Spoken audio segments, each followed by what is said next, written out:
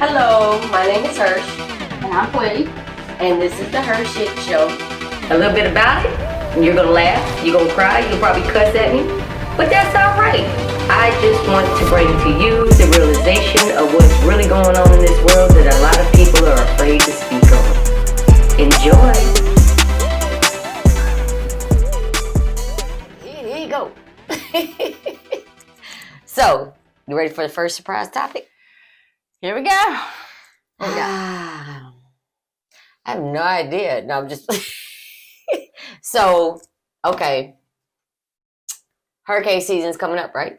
Yeah. Or it's actually tomorrow. Yeah, today's a Is it June to June to like November, December time frame.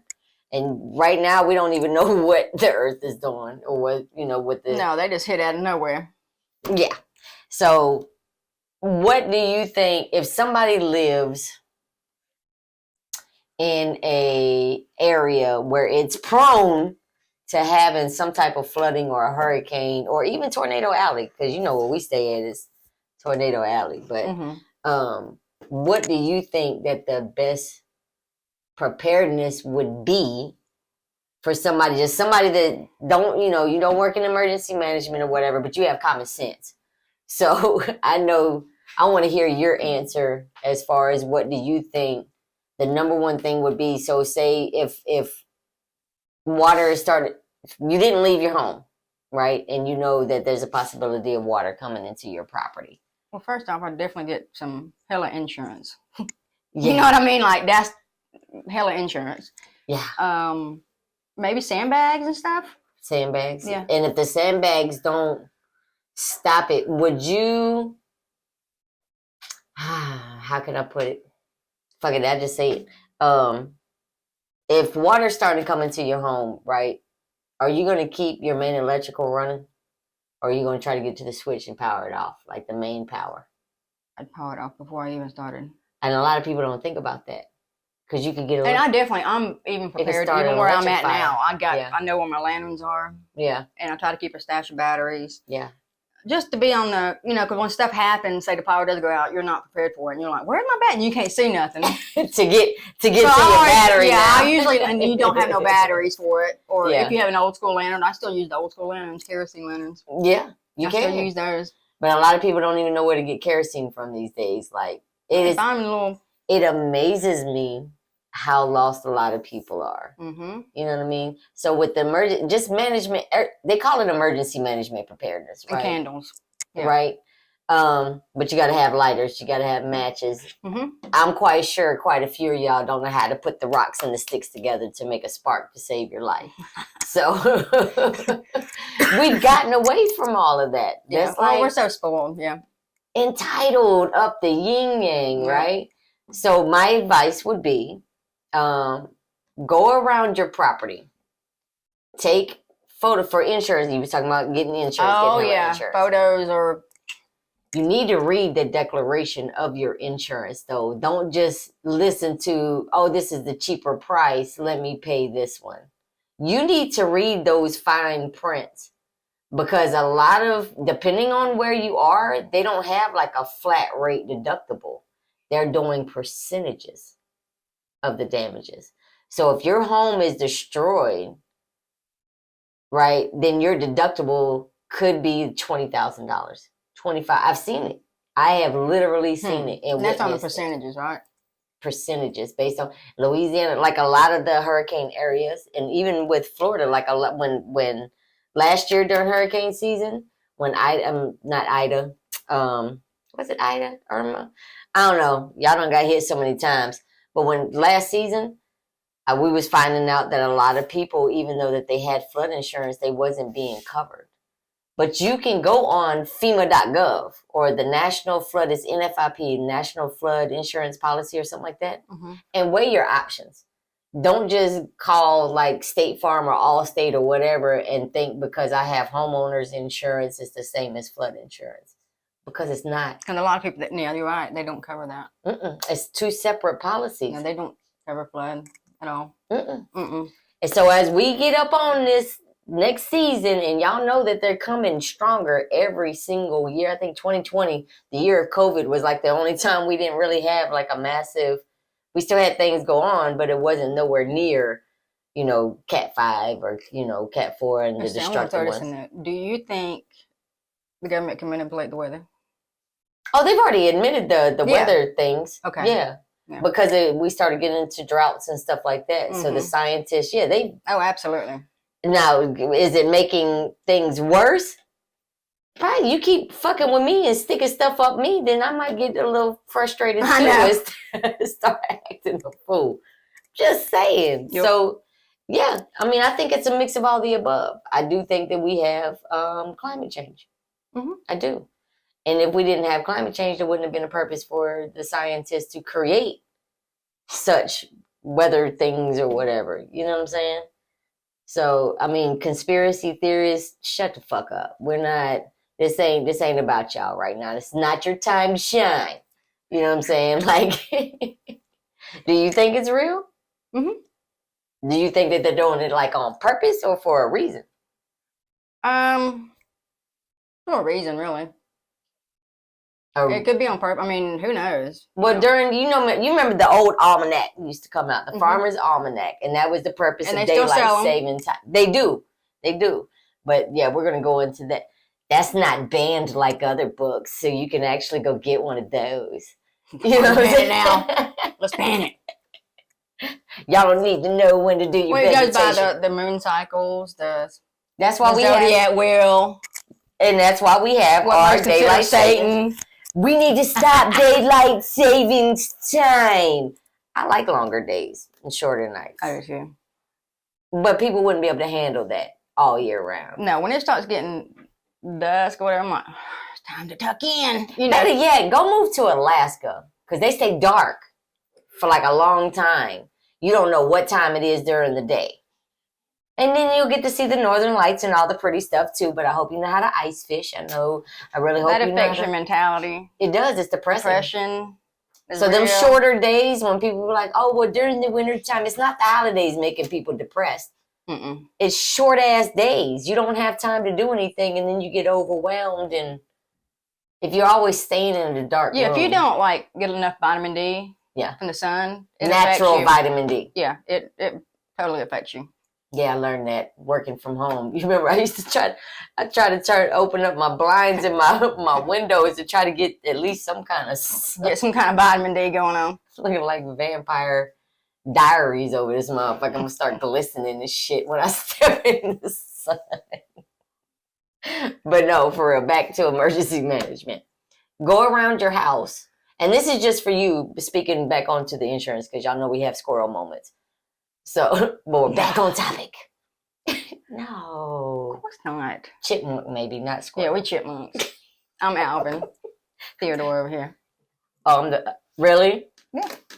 Okay, you want to be Alvin? I'll be the fat one. Oh, I didn't. What? I could be Simon at least. I could be the smart one. Simon. I don't know. I can't remember what they look like. They all look the same to me. Okay, so insurance purposes.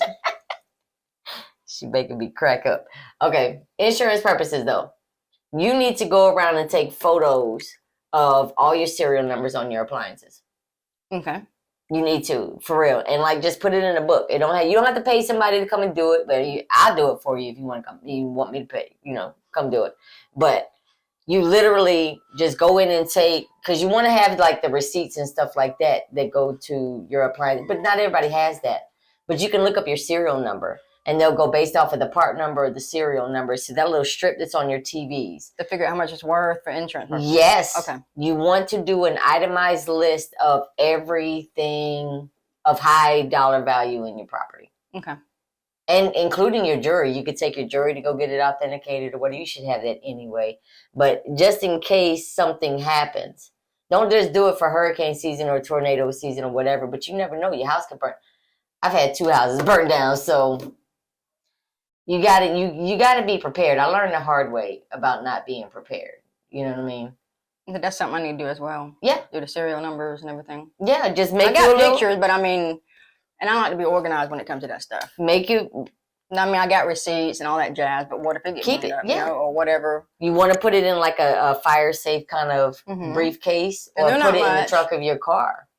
Or keep a copy in storage somewhere, at the bank, in the vault, something, whatever you can afford to do do it, and also put it into like your iCloud, a copy into your iCloud or your Google, what Google Drive, whatever the hell. They got so many different options these days. Mm-hmm. That you I don't can even know do everything, but yeah, no. But that's for you to handle, because when you are so distraught from losing part of your house or your whole house or everything in it, some things can't be replaced. Personal items, photos, stuff like that, they can't be replaced. So I do advise, nowadays you got the nifty technology to make copies and scan photos. I remember when you put them on a desk, yeah. When scanning first came a thing, everybody was going to their photo books and making memories and scanning or whatever. But then you have options. But also to have the sandbags on on standby. But you might have the sandbags, but if you don't live in an area where you can put some mud in it or some dirt in it, then you have to have also another backup plan. Like where you gonna get the sand from, where you gonna get the dirt from. And I'm sure they make things that are more convenient to use. Now I don't know what they are, but I'm sure they do. Yeah. But don't be overexcited every time they say that a hurricane is coming this way. But it's better to be prepared than be sorry. It really is.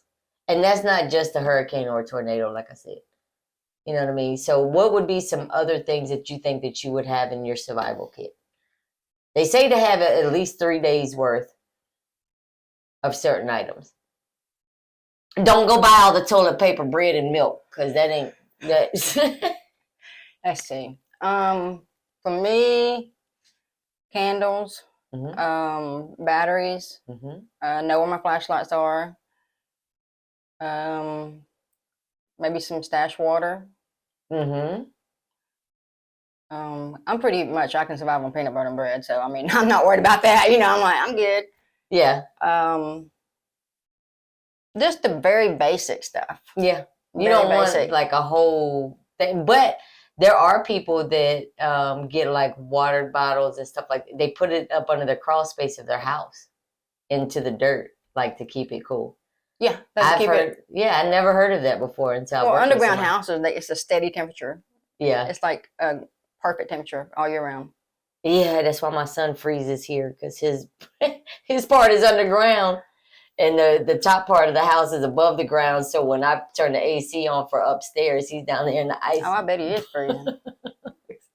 Freezing his ass off. But okay, so FEMA.gov or the Ready, I think it's ready.gov, something like that. Boss man will find it before he posts a video because he loves me. But FEMA.gov or ready.gov, there's actually, you want that app on your phone, the FEMA.gov app on your phone. And a lot of people can shit on FEMA as much as they want, but they still you can get something. But you have to go through your homeowner's insurance first. And that's where a lot of people mess up at. Okay. So they automatically assume because FEMA is FEMA, they should be able to just step in soon something happens. That's not how it works. Every state gets funding for emergency management purposes annually. Annually. They break it down and they divvy it up into, so it would be like my organization, like I'm the head boss or whatever, and I got a procurement packet put together and I, ship it off. I'm trying to get these sponsors, right, for certain pieces of equipment. Everybody sends their documents to me. So you and Boss Man, you send me a list. Boss Man sends me a list and say, hey, we need this for the studio. We need this to make it happen, blah, blah, blah, blah. So I say, okay, I'm going to go ahead and request it. I'm going to send it up the chain. The chain going to send the money down the fiscal year, not annual, not January. The new fiscal year starts September, October time frame every year, right? So that's when, but the money doesn't really get released until January. So then they're going to send me the money and I'm going to look at it and say, hey, you requested this item, you requested this item. Boom. That's how emergency management funding trickles down. That's how government money trickles down, period. Every state requests a certain amount of funding for X, Y, Z from the federal government, right? So they go ahead and say, okay, check the block, check the block. Now, if your emergency manager, if it's catastrophic, like with Katrina and all of that good stuff, not good stuff, that shit was horrible. But when Katrina happened, it was too much for Louisiana to handle emergency management wise. It was too much, right? So then the government turns around, the state government turns around and asks for this federal to step in. You know what I'm saying? We have a friend in the studio. It's what my little baby co-host is looking at right now. Little baby. They're my little friend. We have a guest. He's too little for us to bring him up to the. I don't want to grab him because he has sensitivity. He little. He itty bitty. But my co-host is not going to pay attention with Mojo running around.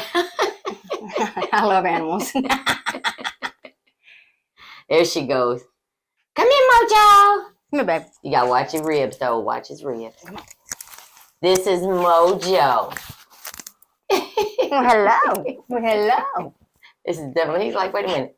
What are you doing? But yeah, so emergency management, pretty much your state has to request for the federal to be able to step in. So FEMA can be on standby all day long, prepared to step in. But unless your state government requests for FEMA assistance, not in the mouth. We don't lick in the mouth. No. It's on the chin. We don't do that. It's on the chin. Sage is going to be mad at you when you get home. Mojo. Okay. So, but then FEMA steps in. When FEMA steps in, you still have to go through your insurance company to be able to, you have to do your request. You have to do that first. You have to do your claim. But you can still do your claim through FEMA as well at the same time, simultaneously. Okay, so do both of them. Do both of them. And depending on like your financial situation or your income, some things are income based, which is personal property type stuff, and insurance. Everything is insurance based. So when you put in your application with FEMA, if it was a flood, FEMA's going to automatically send an inspector out there. But if it was not considered a flood, based off of your answers to your application is going to trigger the reaction behind that. You're still going to end up getting an inspection, but you may have to turn in your insurance claim or settlement, the denial or settlement letter from your insurance company. And you can upload it. Everything is online now. You can literally upload it online. And then once you do that claim, FEMA is an addition to, not a replacement of, your homeowner's insurance or your flood insurance. Okay, so that's what makes sense. That's what. And a lot of people like, they only gave me $300, but you got $35,000 from your insurance company. You said, does that make sense? There's a cap. Everything has a cap to it. FEMA is an addition to, not a replacement of, and you need to be better prepared, especially if you know that you live in one of those areas. Oh yeah. Don't have the expectations of the state, but then you have FEMA experts. Oh, I'm sure. You have FEMA experts now. They're like, oh, well, I just wait on FEMA. Because there's so many different possibilities depending on your situation, and then don't focus on what your neighbor got or didn't got. You know what I'm saying? It just that rumor mill runs through the neighborhood kind of thing, and it's, well, they gave me $500 automatically. Not everybody is gonna get. Not everybody's gonna get the same thing. So, baby, do me a favor. Do yourself a favor. Well, just like that stimulus stuff. They said, well, I got a check. I never did get one, but anyway. You didn't get a check? I got like one, and then the state charged me $1,400 for income tax. Never seen nothing. Never seen it. Never seen it. You never got with Lee? 1130 Financial? I got as much as I share her stuff. No, I mean, I'm good. It's on there. But I'm just like... They haven't given it to you But the stimulus thing, it was like, everybody's like, I got mine right away. That's what I'm talking about, the rumor thing. Yeah, I got mine right away. And I'm like... Oh, they all on social media posting, I got my check. First of all, don't be telling people what you got. Stop putting people's hands in your pockets, baby. I mean, don't... Buying TVs and trip instead of paying bills. But can't nobody tell you what to do with your money. If the government gave you that money for whatever reason, for the pandemic, for the emergency management, or the insurance company gives you the money, and you decide instead of getting your roof done, you about to go on a Disney all-paid vacation. With a little Mickey Mouse. And then next year come around, your ass get hit by some kind of weather thing, and your roof start leaking. Don't call your insurance company. That's no joke, too. No, don't. Better yet, do call your insurance company and film their reaction when you ask them to send you some more money after you did not get your roof fixed the first time. Oh, yeah. That's not good. Oh, yeah. A lot of people do it. They get that in. Oh, I got my insurance check coming. Even when the car gets damaged, I can ride around with that dent. I still got $1,500 on the side. Okay. I know how people do that. It'd be all right. It'd be all right. Fuck that mirror. I ain't need that mirror. I've been riding around with the same crack in my windshield for like 6 years. I still ain't. Well, I'm guilty too. I didn't claim it on the insurance though. Well, yeah. I didn't get enough. I mean, it was like, yeah, because you're deductible. That's another thing. And I paid. It was like $1,000, but I don't know what, something like that. And I paid for it and whatever, and I ended up getting like, well, it might have been $500. So I got like $900. I can't even replace. I needed a door replaced, needed my mirror replaced. I couldn't even replace that for that money. So I said, screw y'all. So I went around and got my mirror. A tree fell on it. I mean, it broke everything. Wow. I got my mirror put together. Liquid nails is where it's at. Liquid nails, that thing. Always back together. I got you. I put Gorilla Glue on the strip on the side of my truck. And I went through a car wash the other day, and I was like, and you know, you might want to start washing yours by yourself. I remember going like this. I was like, man, I just kept looking at the mirror. Man, is it going to hold up? And I kept peeking at it, and I'd look away. I come out, and it was still on there. I was like, liquid nails is where it's at. Hey. Now, it might fall off today. I don't know. But don't incriminate yourself. Don't tell a story. Don't. But understand your deductibles. And it's crazy. A lot of people don't. They think just because they have insurance or just because, you know, they pay monthly or whatever, that it's just going to be automatic. And that you don't read them fine prints, baby. You should. Yeah, this stuff on anything you get. Mm-hmm. The fine print, no, there's always. Mm-hmm. It's like medication. It could cause death, hearing loss, blood. Jeez. But if you want to get better, call us today. Like, oh, even death. You know, yeah, like, even death. And sometimes death. And they say it so happily. I know, like, and sometimes death. Try it today. And it's like, geez. But if you're allergic to these ingredients, do not use. Stop and advise your doctor. Like, it's the same thing with your insurance company. You might be allergic to some of their ways. So I'm going to need for you to understand. And it changes annually. So when them annual policies change, you know, but what I have witnessed a lot is a lot of people are getting the inherited homes from grandma, great grandma, you know. Generational, yeah. Yeah, especially like Mississippi and Louisiana area. It's massive. You know what I mean? Which I'm grateful to see. You know, I love being able to see generational wealth just being passed down, but it's not really wealth. You know what I'm saying? It's a house. It's something you grew up in and you got the land, or they got a trailer on somebody else's land. Remember we talked about that last time? Oh, yeah. You have to prove that you're the owner, though, before you get any kind of assistance. If you're living on somebody else's. No. If you're in an inherited home, you got to still prove that you are responsible for the maintenance and upkeep of that property. Are you paying property taxes? This is the questions I used to ask. Are you paying property taxes? Well, now, you know, it's Auntie Mighty Joe, you know, whatever, it's her land, and I just rent from her. She just said I could put it right here. You know, I'm like, okay, but did you do the roof on, you know, some kind of major repair? Air conditioning, roof, did you get the windows redone? Did you remodel? Did you get the carpet done? If you're not paying property taxes, what are you doing to show that you maintain this property? You know what I'm saying? That it is your responsibility. But you have to, don't argue with the people that's telling you what documents you need to send in. Yes, it's frustrating.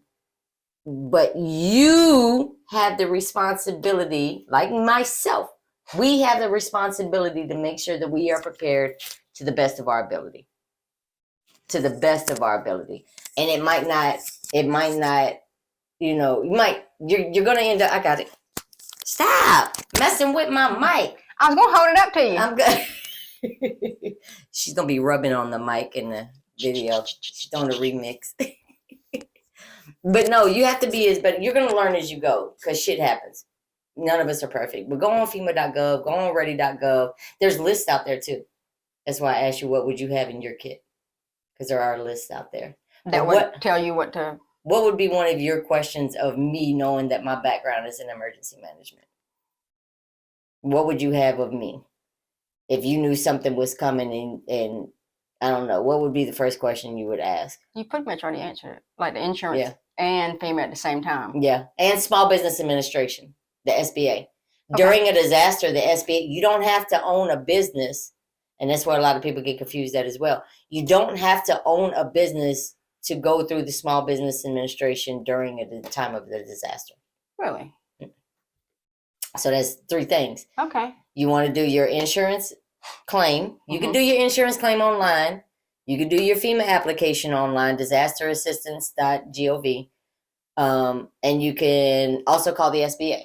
But typically the SBA is going to ask you for your FEMA application number. Or you know what I mean? They expect you to go through that first. Yes. Okay. Yes, because some people actually get automatically direct routed too. And then if you call in, they'll tell you, hey, I see that you've been referred to the SBA.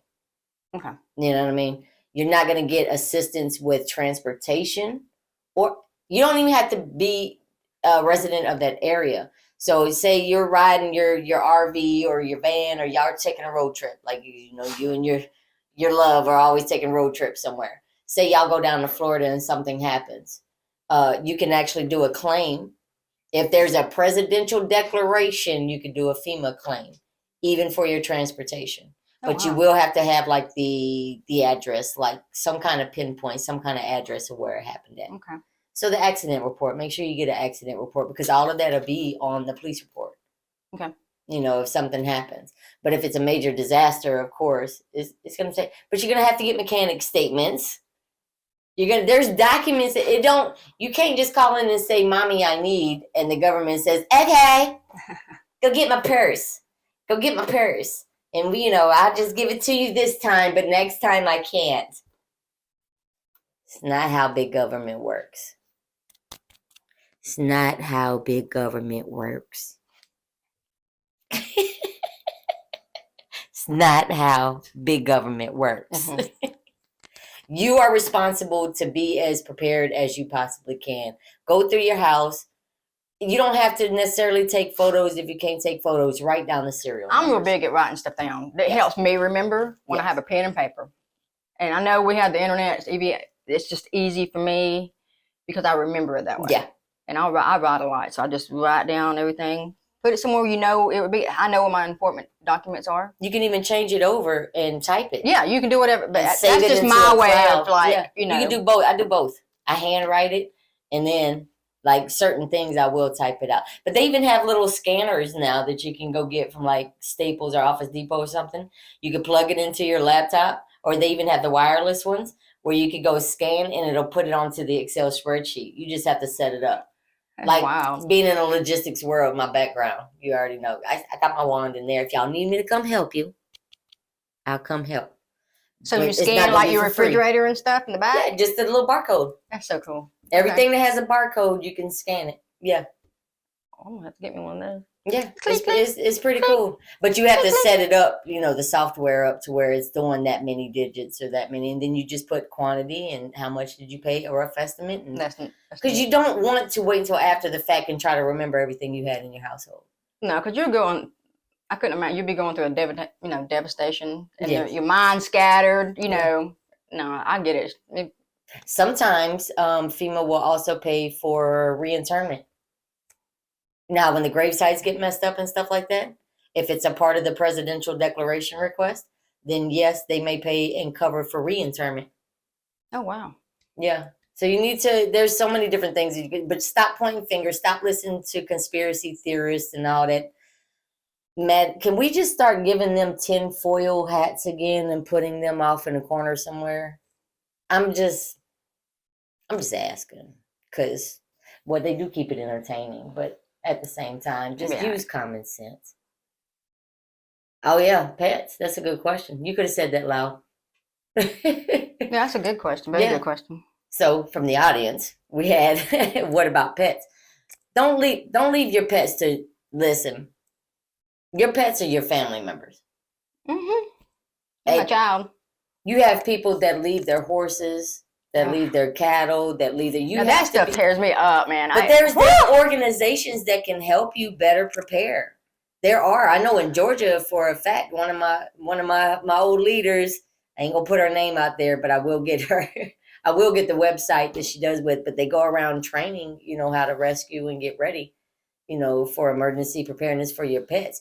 Little dogs and cats, like Mojo size, you can easily snatch his ass up and just keep it moving. But a lot of hotels don't take pets. And that's another thing. FEMA does not give out hotel vouchers. I say again, FEMA does not give out hotel vouchers. But there is a TSA program, and only if it has been approved for that location. Okay. And you don't have to be within that state, but the state has to be able to welcome the TSA program. Again, FEMA.gov, create you an account. You can follow what you are approved for or call the helpline. 7 days a week, the helpline is open. You know what I mean? Like till like 11, sometimes overnight. It just depends on what's going on during that declaration itself and how massive it is. But right now, I think we got Guam going on. Prayers with Guam. There's a typhoon. Yeah, there's a lot going on, and even though you don't see it in the news anymore because it's not drama fueled, FEMA does not leave locations because you can get assistance up to 18 months past the disaster date. Oh, okay. Up to 18 months past the disaster date. But when it comes down to pets, I'm sorry, we're not going to buy you no dog food. That's on you. You gotta be prepared for the puppers and the kitty cats. But don't leave your animals out to just die. Don't, because you just get rid of your pets if you're not going to treat them like your children. I'm gonna Well, I strap. mean, with some of y'all I'm gonna kill your strap children Sage to too. me. She's gonna get one more thing. I'm gonna strap her to me. We're going. Yeah, and take off. Mm-hmm. But there's a lot of people that do leave their pets behind. They don't give a shit about their pets. And it's madness. And not everybody's gonna get a FEMA trailer. Not everybody's gonna get just do what is requested of you in the letters that come to you, and you will be good to go. I promise you, you're not gonna become a thousandaire off of government assistance. It's not going to happen. Thousandaire. A thousandaire, because there's a cap. There's a cap. You're not, if your home was worth $200,000, and just say, because most houses, most single wide trailers seem to be this day. You know what I mean? But because everything is inflation, don't expect to get enough to replace your home. You failed to get insurance. So if the home was inherited to you, go at least get some type of basic insurance, renter's insurance for your personal property items. Because there is a difference. You can get structure. Yeah. You can get personal property, or you can get other structure. I advise you to add other structure. Well, you advised me to get insurance. Renter's insurance. And that's what I got, yeah. Yeah. So I just shopped around. Because that'll cover for your items. Yeah, my stuff. So I shopped around real good. And my tenant, it was mandatory. You had to have, because if something happens, my insurance is not going to cover my tenant's items. You know what I mean? So, yeah, just be mindful. Ask the smart people. You can always email the HERshyt Show at gmail.com if you have any questions, or go to the website, FEMA.gov, ready.gov. Be prepared as you can, right? redcross.org. Understand your evacuations. Us talking about this, it's put it in motion. I haven't yet done it in mine yet. Yeah. Because I've been so busy doing other stuff. So I'm going to make some time and make it happen. Put the serial numbers down. Put the amount, an estimated amount. But that just kind of reminded me again, like, okay, I need to do that. And check your declaration page on, you know what I mean? And if you do, that's another thing. When you're waiting on your claim to go through with your insurance company, and say you have a FEMA application in, you could send the declaration documents and upload that to your FEMA application. And that way the caseworkers will be able to call the insurance company just to verify stuff. And sometimes insurance companies will not talk to anybody unless you give them permission to speak. Even though we're just, just calling, if FEMA's just calling to do a verification, We're not going to ask how much you pay a month. We're not worried about that. How much did you get? Was there a claim put in? Was there a settlement or a denial? XYZ. What kind was it? Was it wind? Was it flood? Was it, whatever, right? They will be like, oh, well, you need to have the person call us and give us permission to speak to you. So now our hands are tied. We can't help you. And you may have been denied. We just can't verify it. Yes, I just snitched on myself this whole show. I do work for FEMA. Y'all are finally learning that, but I do work for FEMA. And everything can be better than what it is. But I'm saying, like, if you do have questions, you're more than welcome to hit me up. Or go to FEMA.gov, ready.gov, disasterassistance.gov, redcross.org, like have a list of resources, 211. Yeah, sometimes it gets a little overwhelming for somebody, a layperson like me. So just write it down. I ask her questions or whatever. She'll break it down to where I can understand it. So yeah, write it down. And if you was denied, then you were denied for a reason, and there may be some documentation it needs. And I have witnessed a lot of documentation regarding ownership. We can't help you for structured damage if you can't prove that you own that property or at least are responsible for the maintenance upkeep. Major repairs. I ain't talking about because you paid a light bill or a cable bill or a cell phone bill. That's just proof of residency. Mm-hmm. So you have to have proof of occupancy and proof of ownership. Would that be like in a will or? It could be, you could do the will and the death certificate. Okay. You could get something from the local courthouse. You could get, because a lot of people don't have wills. Mm-hmm. You know what I mean? But if you're the one paying it and the family's saying, yes, you are the one responsible for this property, then yeah. And hey, just because you got 6 people that stay in the house, that don't mean all 6 people need to do a freaking application. I bet that's common. Oh my God. You're tying up the head of household from being able to get assistance. Because what happens is their local news channels will put out, oh, well, the president said everybody can get $700. Oh, Lord, yeah. They did that in Florida. Everybody and their mama was putting in a doggone application. Sweetheart, it don't work that way. It's for the head of household. Unless you are responsible for your personal property items, you were renting from the head of household, and it is in writing kind of deal. Like, you have to prove everything. If everybody in the household is putting in the application because they think they're going to get $700 automatically, you need your pinky toe cut. Because now you just held up the head of household for me. Just a pinky toe. Pinky toe, just a little paper cut. I ain't trying to cause damage or nothing, but that little wind catch it and it hurts. Especially if it's salt water. They're in Florida, so I'm trying to put a little salt water in the pinky toe cut. But yeah, so one application per household. Make sure you have your itemized list, especially and if your stuff is in storage, make sure you have insurance on your stuff in storage. If you do not have stuff in storage, at least make sure. That's something I don't think about. That's something I didn't. Yeah. So, and you can also get possible assistance for moving in storage. So you have to move your items out while it's being redone. Your home is being remodeled. You can get the rental truck. You can get the gas. You can get the boxes, the tape. There's certain things that can be possibly, don't say Hersh said, possibly be reimbursed. But you keep all your receipts and stuff and you go to pay for storage. You show those receipts. Everything gets verified. If it cannot be verified, your answer is going to return as no. That's understandable, But you can possibly, and rental assistance, just because you may have got that initial rental assistance, don't mean you're going to automatically get it for 18 months. You have to have the rental agreement. You have to have the utilities. You have before and after. Like, there's guidelines that you have to go by, man. It's not automatic. And I could talk about emergency management all day long, but I'm going to stop boring y'all. But if you have any questions, you can go to the HERshytShow@gmail.com. I will answer what I can within my authority. Do not flood me with stupid-ass questions because I'm not on the clock right now, and I will answer you in a stupid-ass way.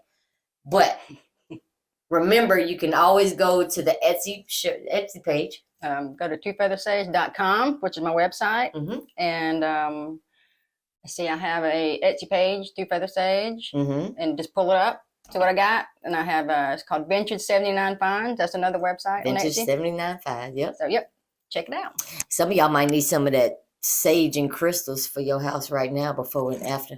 But be prepared. Be prepared. And she can also answer questions as well, because she is kind of a survivalist, kind of not by trade, like you don't die hard for it, but she's ready for whatever. She's got stuff for it. She's got you, I promise. If not, she'll find it. Yep. But the HERshyt Show at gmail.com. If you have stuff that you want us to review, like, products, Yeah. send it to us, man. DM it to us. We even try food. It just depends on what it is. Yeah. So if it's like the metro Atlanta area on the northwest side, we ain't going all the way to Alpharetta and Sandy Springs to get it. No. But if you have an advice, for Mhm. some restaurant around here you want us to go try out, we'll go try it out. It better be good. I know. Oof. That's all I'm saying. It better be. Because we going to talk shit about whoever emailed us to go there. I'm like, what the? We don't have high blood pressure, nothing like that, so we can go to wherever. And we've already been to the strip clubs and got wings, so you can. That's just Atlanta. That's a part of nature here. So it is what it is. Stay safe. Get as prepared as possible. Download the FEMA.gov app, because it will send you alerts. You can do your application online. Get your insurance policy stuff together, because they will be backed up as well. It may take more than 30 days because it's a disaster. Have a list. Check it twice. Find out if you're naughty or nice. Till next time, it's the HERshyt Show. Be sure to log on to youtube.com and subscribe to the HERshyt Show at TheRershytShow.